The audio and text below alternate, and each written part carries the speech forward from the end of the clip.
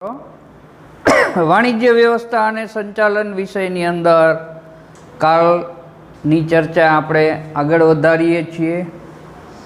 ઓછીની મૂડી. આના માટે કંપનીએ શું કરવું પડે, કઈ પ્રક્રિયા કરવી પડે, શું બહાર પાડવું પડે, એની ચર્ચા આ પાઠમાં વણી લેવામાં આવેલી છે. શરૂઆતમાં આપણે જોયું હતું equity share, preference share, debenture. હવે અહીંયા ઉછીના ભંડોળની અંદર સૌથી પહેલાં ડિબેન્ચરની વાત, ડિબેન્ચરની લાક્ષણિકતાઓ અને એના પ્રકારો. આ અતિ મહત્ત્વની બાબત કંપની માટે. કંપની જ્યારે બંને પ્રકારના શેરો બહાર પાડતી હોય પછી પાછળથી જ્યારે એને વધારાની મૂડીની જરૂરિયાત ઊભી થાય, કોઈ પણ કારણસર કંપનીનો વિસ્તાર કરવો હોય તોય ભલે, કંપનીની અંદર આધુનિક ટેકનોલોજીવાળા યંત્રો દાખલ કરવા હોય અને લાંબા ગાળાની મૂડીની જરૂરિયાત પડી હોય, ટૂંકા ગાળાની મૂડીની જરૂરિયાત પડી હોય કે મધ્યમ ગાળાના મૂડીની જરૂરિયાત પડી હોય, ત્યારે કંપની ડિબેન્ચર બહાર પાડી શકે છે. આની જોગવાઈ કંપનીના નિયમન પત્રની અંદર કરવામાં આવેલી હોય છે. આપણી પાસે બે મેઇન દસ્તાવેજો હોય. એક આવેદનપત્ર હોય જે કંપનીનો પાયાનો મૂળભૂત દસ્તાવેજ ગણવામાં આવે, સૌથી પહેલો દસ્તાવેજ. બીજો દસ્તાવેજ જે બને છે એ છે નિયમન પત્ર. કંપનીના આંતરિક વહીવટને દર્શાવતો આ દસ્તાવેજ કંપની માટે અતિ મહત્ત્વનો છે. એટલે અહીંયા ડિબેન્ચરની વાત આપણે કરવાની. તો ડિબેન્ચર શું છે, એની લાક્ષણિકતાઓ કઈ કઈ, એના પ્રકારો કયા, એના વિશેની માહિતી. કંપનીને વધારાની મૂડીની જરૂરિયાત ઊભી થાય તો તે ઓછીની મૂડી મેળવવા ડિબેન્ચર બહાર પાડી શકે છે. હમણાં સમજાયું એમ, કંપનીને કોઈપણ કારણસર વધારાની મૂડી ઓછીની લેવાની જરૂરિયાત પડે ત્યારે કંપની દ્વારા આવા ડિબેન્ચર બહાર પાડવામાં આવે છે. જે લોકોને આમાં રસ હોય એ લોકો ડિબેન્ચર ખરીદે છે. કંપની એને ડિબેન્ચર હોલ્ડર બનાવે છે. એમની પાસેથી મૂડી પ્રાપ્ત કરી અને ધંધામાં રોકતી હોય છે, કંપનીના કાર્યમાં રોકે છે. એટલે ડિબેન્ચર એ કંપનીનું દેવું છે. ડિબેન્ચર ખરીદનાર, ડિબેન્ચર હોલ્ડર કંપનીના લેણદારો છે. વિકલ્પ અને એક વાક્યની અંદર આ લીટી તમારા માટે અતિ મહત્ત્વની છે. છેક કોલેજ સુધી જ્યારે પણ ડિબેન્ચરની વાત આવે ત્યારે ફરજિયાતપણે એની અંદર ઉલ્લેખ તમારે કરવો પડે કે ડિબેન્ચર એ કંપનીનું દેવું છે અને ડિબેન્ચર ખરીદનાર, ડિબેન્ચર હોલ્ડર એ કંપનીનો લેણદાર છે. આ શબ્દ બરોબર પાકો રાખવાનો, કારણ કે સમગ્ર વિષયની અંદર જ્યારે પણ ડિબેન્ચરની ચર્ચા થાય ત્યારે લેણદાર કોણ, દેણદાર કોણ છે, લેણું કોને કહેવાય, દેવું કોને કહેવાય, એનો સ્પષ્ટ ખ્યાલ તમને આવવો જોઈએ. એટલે અહીંયા ડિબેન્ચર કંપનીનું દેવું અને એને ખરીદનારો વર્ગ એટલે ડિબેન્ચર હોલ્ડર કંપનીનો લેણદાર બને છે. ડિબેન્ચર હોલ્ડરને અગાઉ નક્કી કરેલ દરે અને નિશ્ચિત સમયે વ્યાજ ચૂકવવામાં આવે છે. જે વ્યક્તિઓએ પોતાની કિંમતી મૂડી ડિબેન્ચર ખરીદવામાં રોકેલી છે એને ક્યાંક ને ક્યાંક વળતર મેળવવાની અપેક્ષા હોય. એટલે કંપની દ્વારા નક્કી કરેલા સમયે, નક્કી કરેલા દરે નિશ્ચિત વ્યાજ ચૂકવવામાં આવે છે અને મુદતના અંતે નાણાં પરત કરવામાં આવે છે. બંને વચ્ચે જે શરત નક્કી કરવામાં આવેલી હોય એ શરતની મુદત જ્યારે પૂર્ણ થાય ત્યારે તમામ ડિબેન્ચર હોલ્ડરોને એમણે રોકેલા નાણાં પરત કરવામાં આવે છે. ડિબેન્ચર હોલ્ડરના હિતનું રક્ષણ કરવા માટે ટ્રસ્ટીઓની નિમણૂક કરવામાં આવે છે. અહીંયા એક વાક્યનો પ્રશ્ન ઊભો થાય છે કે ડિબેન્ચર હોલ્ડરના હિતોનું રક્ષણ કરવા શું કરવામાં આવે છે? તો જવાબ બનશે ટ્રસ્ટીઓની નિમણૂક. આ ટ્રસ્ટીઓ ડિબેન્ચર હોલ્ડરના હિતનું રક્ષણ ટ્રસ્ટ ડીડ દ્વારા કરે છે. કંપનીની અંદર એક ટ્રસ્ટ ડીડ બનાવવામાં આવશે. એની અંદર શરતોનું પાલન કેવી રીતના કરવામાં આવશે એની સ્પષ્ટ રચના કરવામાં આવેલી હશે. આ ટ્રસ્ટ ડીડની જે જોગવાઈઓ કરવામાં આવેલી હોય એ જોગવાઈ અનુસાર નિમાયેલા ટ્રસ્ટીઓ ડિબેન્ચર હોલ્ડરોના હિતનું રક્ષણ કરશે. હવે જુદી જુદી લાક્ષણિકતાઓ, 7 પ્રકારની લાક્ષણિકતાઓ મુદ્દા ખાસ યાદ રાખવાના. પહેલું, કંપનીના લેણદારો. બીજું, નિશ્ચિત દરે વ્યાજ. ત્રીજો મુદ્દો, મિલકત પર બોજ.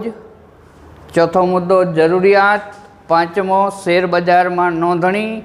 છઠ્ઠું, નાણાં પરત. અને સાતમું, ચૂકવણીમાં પ્રથમ પસંદગી. 7 મુદ્દા જ્યારે પાકા થઈ જાય પછી અંદરનું લખાણ આપણા માટે મહત્ત્વનું હોય, કારણ કે જ્યારે પૂરેપૂરા મુદ્દા લખશો ત્યારે જ તમને બોર્ડમાં માર્ક મળે છે. એટલે કોઈ પણ મુદ્દો રહી જવો ન જોઈએ, છૂટવો ન જોઈએ. સૌથી પહેલો મુદ્દો છે કંપનીના લેણદારો. ડિબેન્ચર એ કંપનીએ ઉછીની મૂડી મેળવવા માટે બહાર પાડેલું સાધન છે. વ્યક્તિઓએ ડિબેન્ચર ખરીદ્યા અને પોતાની મૂડી કંપનીને આપી. એના બદલામાં કંપની આવી ડિબેન્ચર ખરીદનાર વ્યક્તિને ડિબેન્ચર હોલ્ડરની માન્યતા આપે છે. પરિણામે ડિબેન્ચર એ કંપનીનું દેવું છે અને ડિબેન્ચર હોલ્ડર એ કંપનીના લેણદારો છે. ઉપર લીટી બતાવેલી જ છે તમને. એ જ વસ્તુનું પુનરાવર્તન પહેલા મુદ્દાની અંદર કરવાનું છે જેથી મુદ્દો સહેલો થઈ જશે. બીજું, નિશ્ચિત દરે વ્યાજ. કંપની જ્યારે ડિબેન્ચર બહાર પાડે ત્યારે એણે પોતાના નીતિ નિયમો નક્કી કરેલા હોય. આ નીતિ નિયમોની જોગવાઈ નિયમન પત્રની અંદર થયેલી હોય છે. અહીંયા શરતોને આધીન જે ડિબેન્ચર બહાર પાડશે કંપની, એની અંદર સ્પષ્ટ ઉલ્લેખ હશે કે નિશ્ચિત દરે એટલે કંપનીએ નક્કી કરેલા દરે અને નક્કી કરેલા સમયે ડિબેન્ચર હોલ્ડરોને વ્યાજ આપવામાં આવશે. ત્રીજો મુદ્દો, મિલકત પર બોજ. અતિ મહત્ત્વની વસ્તુ છે. બોજ શબ્દની સમજૂતી કાલ આપી હતી તમને. ડિબેન્ચર હોલ્ડરોના નાણાંની સલામતી માટે કંપની મિલકત પર તરતો બોજ ઊભો કરવામાં આવે છે. શબ્દ બરોબર ધ્યાનમાં. તરતો બોજ પાણીમાં તરવવાનો નથી, હવામાં તરવવાનો નથી, ફક્ત કંપનીની મિલકત ઉપર બોજ ઉત્પન્ન કરવાનો છે.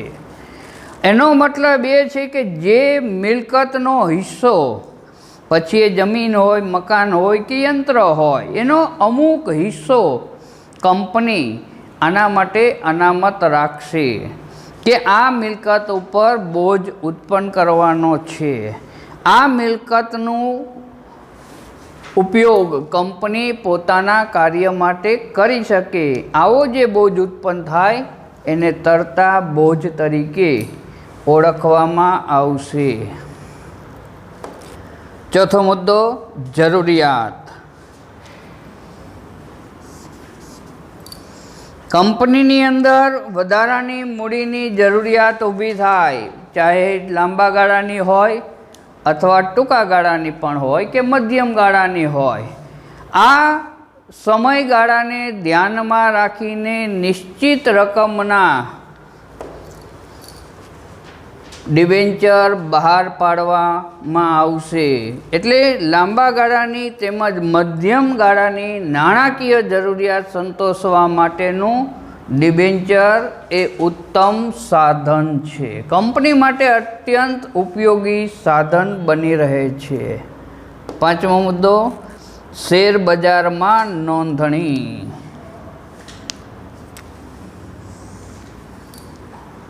હવે નોંધણી શબ્દ આવ્યો, આ પહેલાં પણ પાઠની અંદર આવી ચૂકેલો જ છે. એ વખતે તમને સમજાવેલો હતો, ફરી વખત પુનરાવર્તન એટલે ભૂલ ન થાય, ખાસ ધ્યાન રાખજો.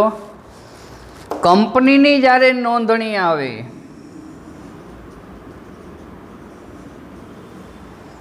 કોઈ પણ નવી ઉત્પન્ન થતી કંપનીને જ્યારે નોંધણી કરાવવી હોય એટલે નોંધાવવી હોય ત્યારે કંપની રજિસ્ટ્રાર આવે.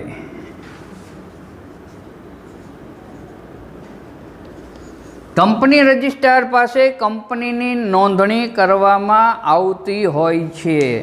આ ગવર્મેન્ટનો વ્યક્તિ હોય એ કંપનીની નોંધણી કરશે.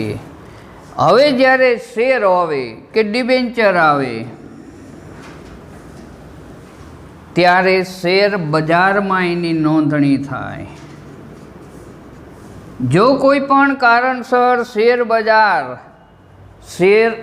નોંધણી કરવાનો ઇનકાર કરે, ભલે કંપની રજિસ્ટ્રારે નોંધણી કરી દીધી હોય, પણ શેર માર્કેટ એટલે શેર બજાર કંપનીના શેરની નોંધણી કરવાનો કોઈ પણ કારણસર ઇનકાર કરે તો કંપની ક્યારેય અસ્તિત્વમાં આવતી નથી.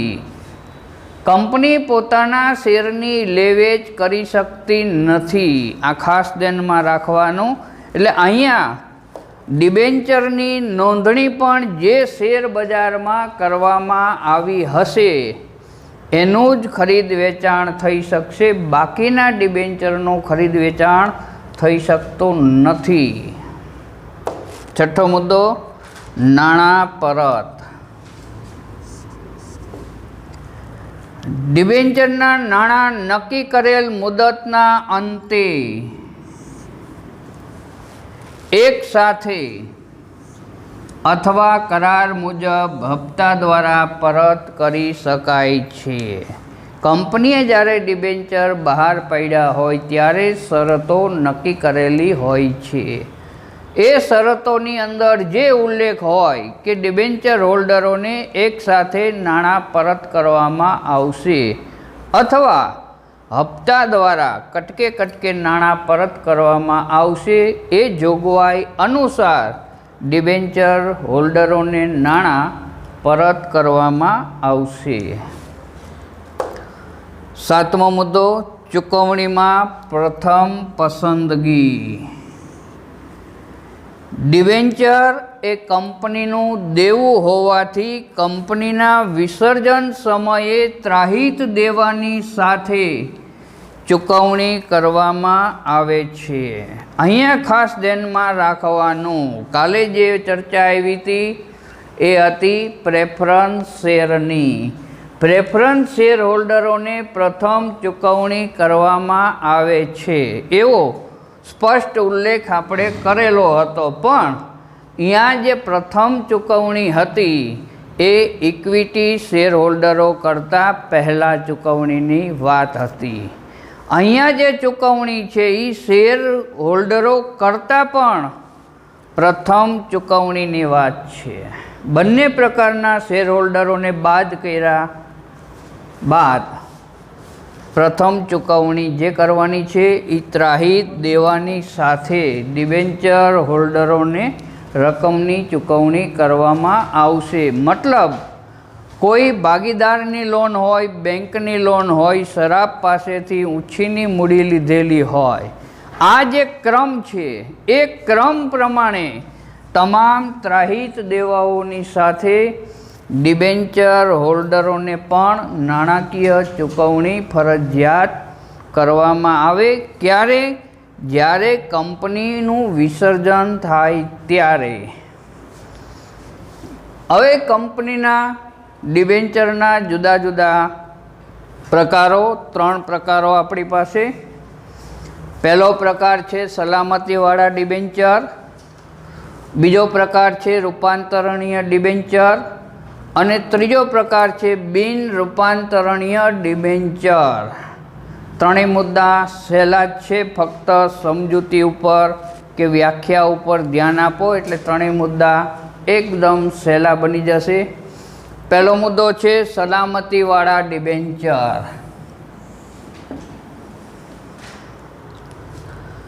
જે ડિબેન્ચરની કુલ રકમ સામે કંપનીએ કેટલીક મિલકતો ગીરવ મૂકી હોય, કંપનીની અમુક મિલકતોને ગીરવ મૂકવામાં આવે. આ મિલકતો વેચીને પણ કંપનીએ ડિબેન્ચર હોલ્ડરોનું દેવું ચૂકવવું પડે ફરજિયાત. આને ગીરવ કહેવાય. તો જે કેટલીક મિલકતો ગીરવ મૂકી હોય તેવા ડિબેન્ચરને તારણવાળા કે સલામતીવાળા ડિબેન્ચર કહેવામાં આવે છે. અહીંયા ડિબેન્ચર હોલ્ડરોના હિતોનું રક્ષણ મહત્ત્વની વસ્તુ છે, કારણ કે ડિબેન્ચર એ ઉછીની મૂડી છે. કંપનીની છાપ સારી રહે એ માટે કંપની અમુક મિલકતોનો અમુક ભાગ ગીરો તરીકે રાખે, જેને આપણે આગળ જોઈ ગયા તરતા બોજ તરીકે. બીજો મુદ્દો રૂપાંતરણીય ડિબેન્ચર. અતિ મહત્ત્વની બાબત. જે ડિબેન્ચરનું નિશ્ચિત સમયે શરતોને આધીન શેરમાં સંપૂર્ણ રૂપાંતર અથવા અંશતઃ રૂપાંતરણ થઈ શકે તેને રૂપાંતરણીય ડિબેન્ચર કહે છે. કંપનીના નિયમન પત્રની અંદર આની સ્પષ્ટ જોગવાઈ કરવામાં આવેલી હોય છે. જે રકમ માટે ડિબેન્ચર કંપનીએ બહાર પાડેલા હોય અને જે રકમના ડિબેન્ચર વ્યક્તિઓએ ખરીદેલા હોય, એ ડિબેન્ચરના બદલામાં કંપનીએ એમને નક્કી કરેલા દરે શેર આપવા પડે છે. બરાબર, આ ખાસ ધ્યાનમાં રાખવાનું કે નિયમન પત્રમાં જોગવાઈ કરી હોય તો આવા ડિબેન્ચરને નિશ્ચિત સમય બાદ ચોક્કસ કિંમતે ડિબેન્ચરના બદલામાં નક્કી કરેલા શેર આપવામાં આવે છે. આનો મતલબ એ થાય, શાંતિથી વિચારો એટલે બરાબર સમજાઈ જશે આખો મુદ્દો, કે અત્યાર સુધી ડિબેન્ચર હોલ્ડર એ કંપનીનો લેણદાર હતો. હવે જ્યારે ડિબેન્ચર હોલ્ડર મટી જાય છે, કંપની એનું દેવું ચૂકવવા માટે તત્પર બની છે, તો કંપનીએ એને શેર હોલ્ડર બનાવવો પડે છે. અગાઉ તમને સમજાવેલું છે કે કંપનીના શેર હોલ્ડરો કંપનીના સાચા માલિકો છે. હવે માલિકી હક એમના હાથમાં આવે છે શેર હોલ્ડર હોવાના નાતે. આ જે શેર છે એ ઇક્વિટી શેરની જ વાત હોય.